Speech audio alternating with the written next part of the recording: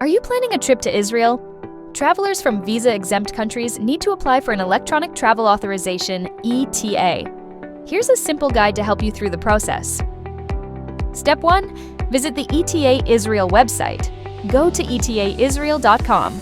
You'll find a user-friendly online application form. Step 2. Complete the application. Fill in your personal details carefully. Double-check your passport and travel information to avoid any issues.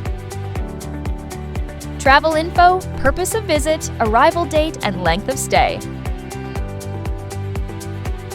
Passport info, passport number, country, expiry date, and personal details like name, date of birth, and gender. Personal details. Add any additional nationalities, marital status, and parent info. Contact info. Provide your email, phone numbers, and home address. History. Let us know if you visited Israel before or applied for any visas. Step 3. Pay the processing fee.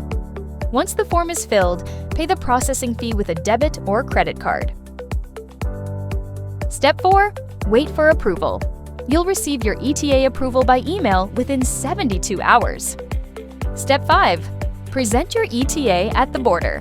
When you arrive in Israel, show your approved ETA to the border officers, and you're ready to explore. For more details or to begin, visit etaisrael.com and start your application today.